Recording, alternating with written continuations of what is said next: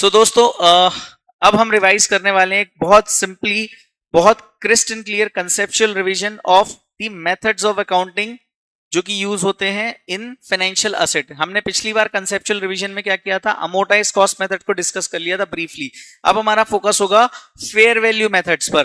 Fair value methods के अंदर मैंने आपको बताया था कि सबसे पहले आपको क्या देखना होता है, बिजनेस मॉडल। बिजनेस मॉडल हर एंटिटी का चेक होगा। बिजनेस मॉडल अगर अगर अगर अभी मैं बात कर रहा हूं सिर्फ और सिर्फ फेयर वैल्यू मेथड की, तो मैंने आपको पहले ही बता दिया था कि अगर बिजनेस मॉडल आपका एंटिटी का क्या है, होल्ड और ट्रेड, होल्ड और ट्रेड, कभी आप होल्ड कर रहे हो कभी ट्रेड कर रहे हो, और एसपीपीआई टेस्ट मीट हो गया। एसपीपीआई टेस्ट का क्या मतलब होता है, प्रिंसिपल और interest solely for the payment of principal and interest. इसका मतलब कि अगर कैश फ्लोज आप पूरे रिकवर कर पा रहे हो तो आपका एसपीपीआई टेस्ट भी मीट हो जाएगा।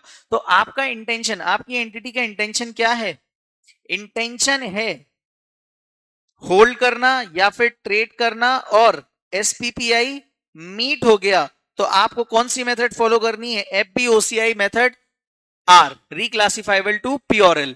लेकिन अगर मेथड आपका मतलब इंटेंशन आपका बिजनेस मॉडल है होल्ड और ट्रेड करने का, साथ ही साथ एसपीपीआई टेस्ट मीट नहीं हुआ तो एफबीटीपीएल मेथड यूज करना है, याद है। उसके बाद मैंने आपको बताया था अगर आपकी एंटिटी का इंटेंशन सिर्फ ट्रेड करने का है तो आपको कौन सी मेथड यूज करनी है दोस्तों, आपको मेथड यूज करनी है एफबीटीपीएल। वहां एसपीपीआई टेस्ट मीट हो नहीं हो उससे कोई फर्क पड़ता नहीं है। ओके, नाउ याद रखना इंड एस 109 एक आपको एक्सेप्शन देता है, एक आपको ऑप्शन देता है कि अगर चूंकि यहां पे क्या हो जा रहा है कि भाई एसपीपीआई टेस्ट मीट नहीं हो रहा है तो आप डायरेक्टली इक्विटी इंस्ट्रूमेंट्स को पीओरएल के थ्रू एडजस्ट कर रहे हो, जिससे काफी ज्यादा फ्लक्चुएट होगी आपकी बैलेंस शीट। तो इंड एस 109 ने बोला कि हम आपको एक ऑप्शन देते हैं, दैट इज इररिवोकेबल ऑप्शन। मतलब एक बार आपने अगर इस ऑप्शन को यूज कर लिया तो उसके बाद फिर आप वापस नहीं मुड़ सकते। और उन्होंने बोला कि अगर आपका बिजनेस मॉडल होल्ड करने का है या ट्रेड करने का है लेकिन आपका एसपीपीआई टेस्ट मीट नहीं हुआ तो आप एफबीटीपीएल की जगह एफबीओसीआई एनआर मेथड यूज कर सकते हैं। So this is our another method. इसके अलावा ये एफबीओसीआई एनआर मेथड और कहां यूज हो सकती है, तो मैंने आपको बताया था कि अगर आपका बिजनेस मॉडल होल्ड करने का है और एसपीपीआई टेस्ट मीट नहीं होता तो आपको एफबीटीपीएल मेथड यूज करनी है, लेकिन वहां भी ये ऑप्शन अवेलेबल है कि आप एफबीओसीआई एनआर यूज कर सकते हो। सबसे पहले मैंने यहाँ पे एसीएम, एफबीओसीआई आर, एनआर और एफबीटीपीएल इन सबका क्लासिफिकेशन लाके रखा हुआ है। इसमें मैं क्या बोल रहा हूं कि इनिशियल रिकॉग्निशन है तो यहां अगर फेयर वैल्यू प्लस ट्रांजैक्शन, और मैं अभी सिर्फ फाइनेंशियल एसेट्स की बात कर रहा हूं, फाइनेंशियल एसेट के पॉइंट ऑफ व्यू से डिस्कशन चल रहा है। तो अगर फाइनेंशियल एसेट का इनिशियल रिकॉग्निशन कैसे होगा, तो fair value plus transaction cost, और अगर एफबीटीपीएल मेथड है तो only we will be taking fair value, because जो ट्रांजैक्शन कॉस्ट इनकर होगी वो डायरेक्टली पीओरएल के थ्रू एडजस्ट हो जाएगी।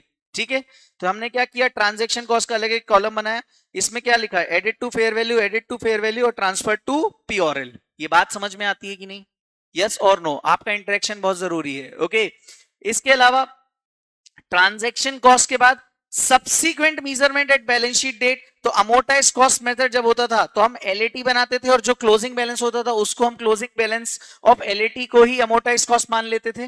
बट यहां पर सब्सीक्वेंट मेजरमेंट, फॉर एग्जांपल 31 मार्च जो डेट है उस डेट पर फेयर वैल्यू कितनी है उसको हम सब्सीक्वेंट मेजरमेंट के लिए यूज करेंगे at balance sheet date. Sir अगर कोई इंटरेस्ट या डिविडेंड है तो हम क्या करेंगे, भाई इंटरेस्ट या डिविडेंड है और अगर एसीएम मेथड है, अमोर्टाइज कॉस्ट मेथड है, तो पीओरएल इफेक्टिव इंटरेस्ट रेट्स यूज करते थे। अगर एफबीओसीआई आर वाली मेथड है तो भी हम पीओरएल से ही उसको एडजस्ट करेंगे, कोई भी इंटरेस्ट मिला या डिविडेंड मिला हमें। अगर एफबीओसीआई एनआर मेथड है तो हम यूज करेंगे coupon rate. Is that clear? और एफबीटीपीएल मेथड में भी सेम चीज, कूपन रेट, बट हेड कौन सा यूज होगा, पीओरएल। अनरियलाइज्ड गेन और लॉस, सर अनरियलाइज्ड गेन और loss not available in case of amortise cost method, because वो तो कॉस्ट मेथड था, बट यहां पर तो फेयर वैल्यू चेंज होगी। Since due to the change in the fair value जो जिस मेथड का नाम है उसी मेथड के हेड से अपने को एडजस्ट करना है। फॉर एग्जाम्पल हमारा मेथड है एफबीओसीआई आर, तो जो भी अनरियलाइज्ड गेन होगा वो ओसीआई रिक्लासिफाइबल में चला जाएगा। सर अगर हमारा मेथड है एफबीओसीआई एनआर, तो अनरियलाइज गेन और लॉस कहां पे चला जाएगा? ओसीआई एनआर में चला जाएगा। सर एफबीटीपीएल मेथड है तो सब कुछ पी और एल से ही जाएगा। ये बात समझ में आती है सर? लेकिन अगर कोई रियलाइज्ड गेन और लॉस है तो वो पी और एल से ही जाएगा, भले ही मेथड कोई भी हो। अच्छा, इसके अलावा treatment of previous unrealised gain और लॉस ऑन सेल। अगर कोई अनरियलाइज गेन जो आपने पहले रिकॉग्नाइज करके रखा है बुक्स में, पहले रिकॉग्नाइज करके रखा है, मतलब अगर मैं बात करूं एफबीओसीआई वाली मेथड में, तो अगर पहले से कोई अनरियलाइज गेन और लॉस आपकी बुक्स में आ रहा है तो वो कहां चला गया था? ओसीआईआर में चला गया था। अब उसको आपने सेल कर दिया, जब आपने सेल कर दिया तो रिक्लासिफाइबल टू पीओरएल। रिक्लासिफाइबल टू पीओरएल मतलब आप उसको रिक्लासिफाई करोगे पीओरएल में और एंट्री पास करोगे ओसीआईआर टू पीओरएल। यहां पे जो आपका प्रॉफिट या इंटरेस्ट था, वो सॉरी अनरियलाइज गेन और लॉस था, उसको आप कहां ले जाओगे? पीओरएल में। Also transfer such other equity appearing if any. कुछ भी इसके अलावा ट्रांसफर पेंडिंग है उसको भी ट्रांसफर कर दो। लेकिन अगर वही केस है ओसीआई एनआर का, तो आपके पास अनरियलाइज गेन कहां पे गया होगा? Other comprehensive through non reclassifiable to P or L. तो उसको कहां भेजोगे सर? उसको आप भेजोगे अदर इक्विटी जनरल रिजर्व में। याद रहेगा? Yes sir. लेकिन अगर कोई पहले से ही अनरियलाइज गेन और लॉस पीओरएल से चला गया तो फिर तो कोई दिक्कत ही नहीं ना, फिर तो कोई ट्रीटमेंट देने की जरूरत ही नहीं, वो तो ऑलरेडी जा ही चुका है पीओरएल में। यस और no? Now comes our financial liability. What is the financial liability? तो फाइनेंशियल लायबिलिटी में हम कौन सा मेथड यूज करते हैं? तो भाई इंड AS 109 क्लियरली बोलता था कि भैया बाय डिफॉल्ट एसीएम यूज करो, कोई सोचने समझने की बात नहीं है। लेकिन अगर एफबीटीपीएल मेथड यूज कर रहे हो, एफबीटीपीएल मेथड यूज कर रहे हो, तो वो कौन से कुछ केसेस हैं? कब? जब आपका पर्पस क्या है? ट्रेडिंग करने का है। और वहां पर वो कौन से केसेस हैं? इन केस ऑफ डेरिवेटिव्स या financial guarantee. Initial recognition ACM में fair value less transaction cost, ये तो फेयर वैल्यू पे ही रहेगा।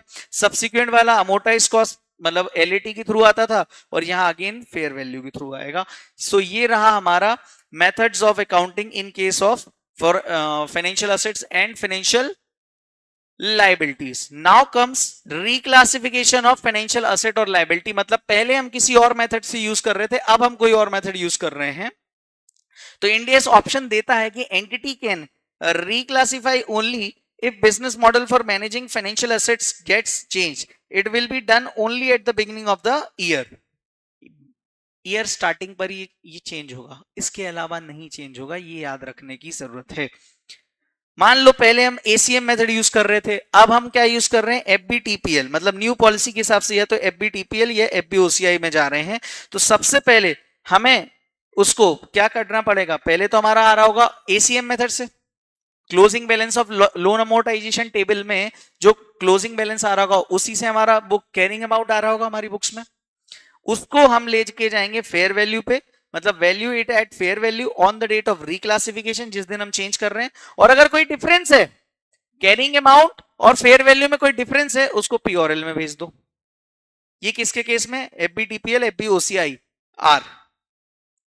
एफबीटीपीएल हम पहले यूज कर रहे थे, अब हम एसीएम मेथड यूज कर रहे हैं। तो अगेन इसको value it at fair value as on the date of classification. सबसे पहले क्या करना है? Initial recognition fair value. Initial recognition चाहे एसीएम मेथड हो तो भी हमें फेयर वैल्यू पे ही रिकॉग्नाइज करना होता है, ये हमने सबने सीखा हुआ है।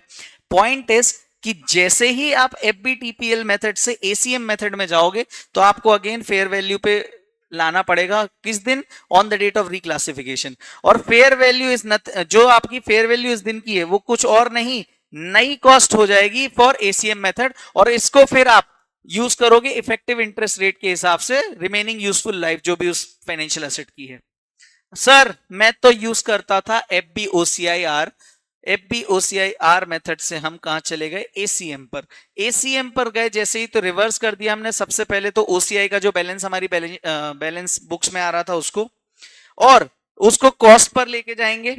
क्यों? क्योंकि फिर उसके बाद जो कॉस्ट हमारी कुछ और नहीं एसीएम मेथड में यूज होगी ना, और उसको हम किससे यूज करेंगे? इफेक्टिव इंटरेस्ट रेट से। ये बात समझ में आ रही कि नहीं? यस और नो? जल्दी से मुझे बता दो, फटाफट से मुझे बता दो।